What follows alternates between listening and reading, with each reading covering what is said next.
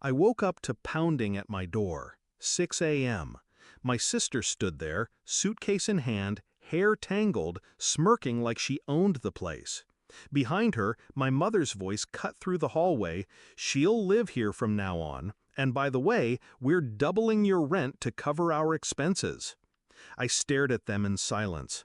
My sister shoved past me, dropped her bag in the living room, and flopped on my couch as if she'd signed a lease. My mother's grin was sharper than any knife. I said only one sentence. "Then I'll move out." They laughed, like I was bluffing, like I had nowhere else to go. That was their first mistake. I used to believe in family. I really did.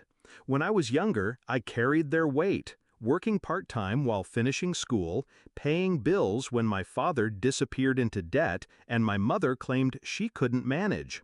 My sister, lazy, spoiled, shielded, was their golden child. They coddled her, excused her failures, while I was treated as free labor in their little kingdom. I swallowed it, for years, because I thought loyalty was worth the pain. But loyalty dies the moment you're betrayed. The rent I paid every month? It was never for expenses. I found out through a slip of paperwork left on the kitchen counter months ago. Bank records showing thousands in deposits from me, then withdrawals for vacations, spa packages, and debt payments that weren't mine. I kept quiet, observed, listened. My mother once whispered to my sister on the phone, "Don't worry, she'll never leave. She's trapped here." Trapped. That word replayed in my head like a ticking clock. I decided then I wouldn't yell, I wouldn't beg. I would burn their little game to ashes. So when they laughed at me, I smiled inside. I had been preparing for this moment long before they showed up. A second apartment already secured under my name. Movers on standby, waiting for my call. A storage unit rented and paid 6 months ahead. But the revenge wasn't just leaving. No, leaving quietly would have been a gift. I wanted them to choke on their arrogance. That same afternoon, while they celebrated in my kitchen with cheap champagne, I signed the final lease papers. By evening, the movers were at my door. I didn't take just my clothes, I took everything. Every piece of furniture I had bought with my money. The couch, the dining set, the bed frames, the lamps, the fridge, the washer, the microwave, even the curtains. They belonged to me. Every receipt proved it. The look on my sister's face as strangers carried out the couch she had claimed as hers was priceless. My mother shrieked, called me selfish, ungrateful. I ignored her. By midnight, the apartment was a hollow shell. Bare walls, echoing floors. When I stepped out, I left the keys in the lock.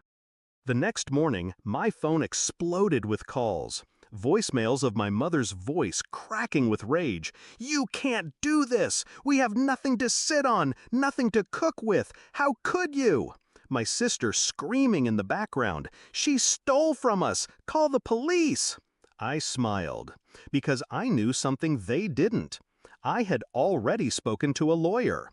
Every item was legally mine.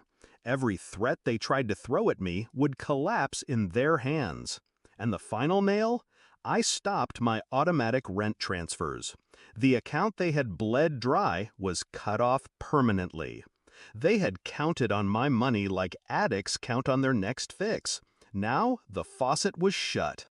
I moved into my new apartment that night, a place filled with my furniture, my silence, my freedom. When I sat on my couch, the same one my sister had sprawled across at dawn, I finally exhaled.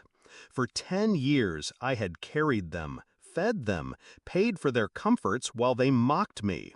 Now they were sitting on the floor of an empty apartment surrounded by nothing but their entitlement. They thought they could trap me, but I walked out with the walls stripped bare, and I left them to suffocate in the emptiness they created. Family isn't blood. Family is loyalty. and they lost the right to call themselves mine the moment they laughed. Final thought? I didn't just move out. I took back everything they stole from me, and in the silence that followed, I heard something sweeter than any apology they could have faked. I heard their downfall echoing in the hollow rooms I left behind.